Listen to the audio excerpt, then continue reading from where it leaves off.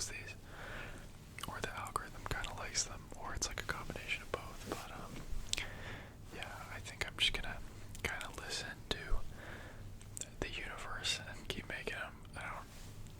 I don't dislike. I'm gonna lower myself a little bit. Yeah, I enjoy it. So, and I think it's kind of ironic too. Like I totally didn't read like growing up, but when I say growing up, I mean like when I was like, a kid, and yeah, kind of getting into it. So I guess it just motivates me to like kind of keep looking at new things and like reading stuff more often. So yeah, that's what we're gonna do today. Hope you enjoy. Yeah, I know you guys want to see like soft-spoken videos and stuff. I'll try and do that. It's currently like 2:20 in the morning, and I don't want to like wake my family up, so I'm just gonna be whispering again today. But I'll do the person that keeps commenting. I'll do soft-spoken. So yeah, I have a couple books again today. I don't want to make this too long. Let's see if I can be quiet. Okay. Oops. Okay, so this book, I feel like this also kind of shows just like how much I go through. Oh my god, I'm bending the page. I like, we'll just get new books, read like an eighth or like a sixth, and then just like move on to another one. Like, yeah, so it's just like my Gen Z attention span is really awesome. But yeah, this book is called 13 Things That Don't Make Sense. I got this book like yesterday, and it's by Michael Brooks. The most baffling scientific mysteries of all time. Yeah, so the cover, if you're familiar with like streetwear, it like kind of looks like the Palace logo. So I'm not sure what came first. It's a hardcover book. It's not too big. It's got some nice, I don't know if you can tell, it's pretty good size font. It doesn't like give me a headache after whatever 20 minutes of reading, which I enjoy. And yeah, I just started reading this basically today.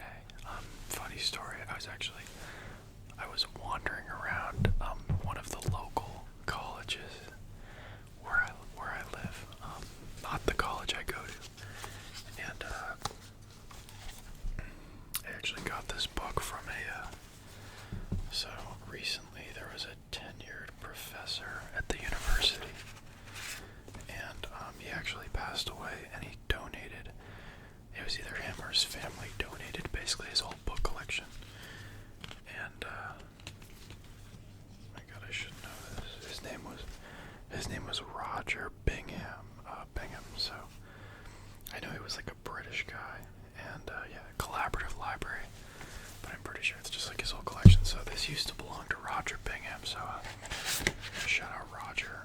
He didn't sign it, unfortunately, or anything like that, but yeah, so I don't know, kind of interesting, like, to think. I mean, of course, they definitely had some people like moving these books from his house or whatever to like the school, but yeah, like I might be like he was probably the last person to read this before me.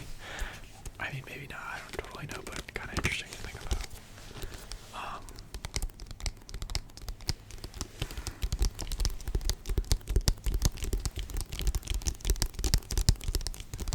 I should totally look up like what he actually did. I feel like I'm being a little bit different. Okay, I actually have some of his info pulled up here now, so I can kind of, this is interesting for me. So yeah, he was born in like Blackpool. Yeah, science author, so I'm pretty sure he taught like some form of science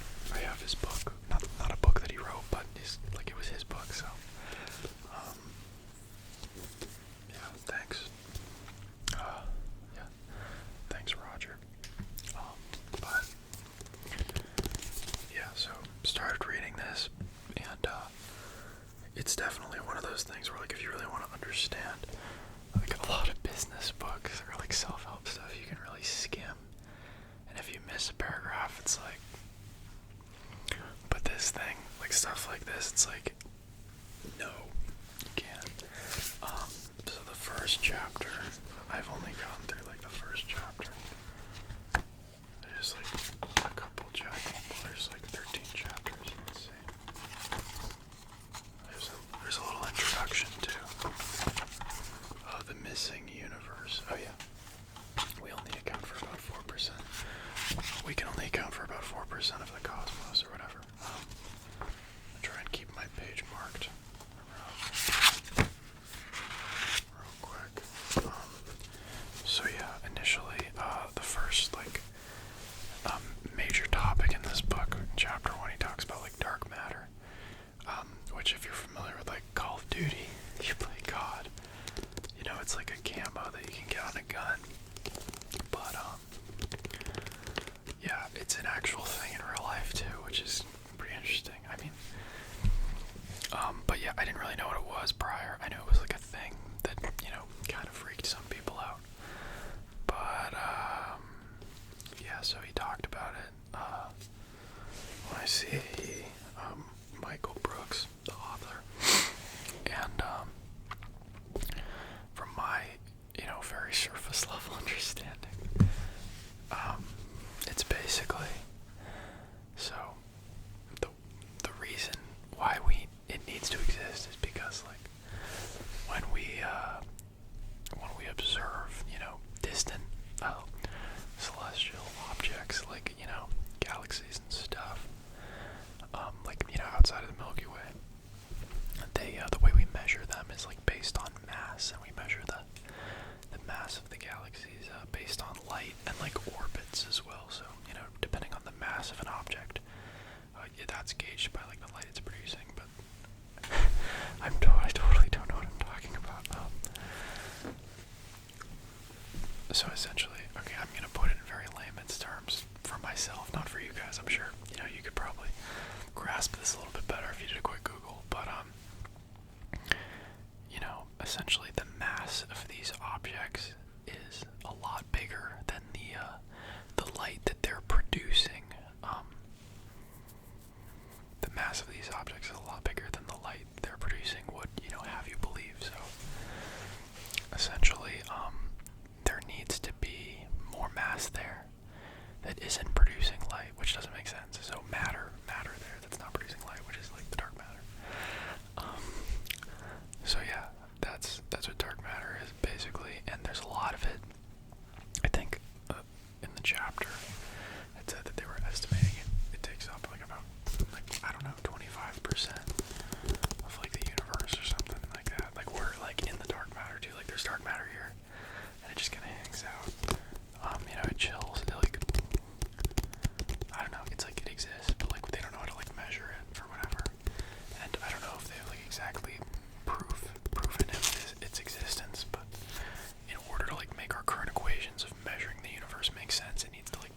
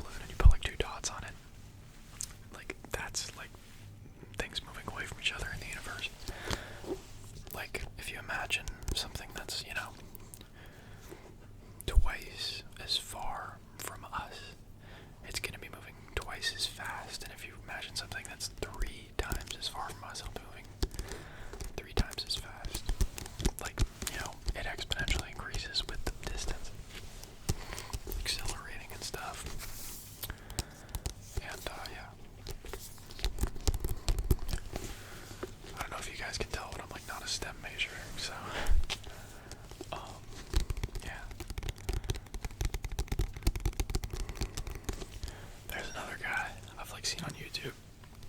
He's called like Let's Find Out. That guy's good. He can definitely talk about this stuff like coherently. So maybe check that out or whatever. Oh yeah, but that's this book. I haven't gotten to the other themes. What am I saying? The other 13 topics, but they are. Maybe I could give you guys a little preview. Let's see. Yeah, the missing universe. Pioneer anomaly. Two spacecraft are floating. Laws of physics. Okay. Varying constants. Cold fusion. Life. Viking. The wow signal. A giant virus. Death. Sex. Free will. Placebo. I might read the placebo one. I think that's kind of interesting. Homeopathy, and then the end. Okay. Very interesting. All right, so yeah, that's this first book I got. Pretty recent. I actually got another one from that guy's library too, but I left it out in my living room and I can't find it now. But hopefully I'll find it later. Maybe it'll be in another video later. Other than that, I have another book that I got recently. This book is also hardcover for, tapping purposes. This is another Finance Pro book. So, 2 and 20. How the masters of private equity always win. Jeez. Sachin. Kachuria. I wonder if that's how you pronounce that. I started reading this too. Pretty early into it. It's decent. If you're like into, finance stuff. Another book that I was attracted to the font size. This is what Sachin looks like. Oh my gosh. Apologies if I'm getting his name wrong. But yeah.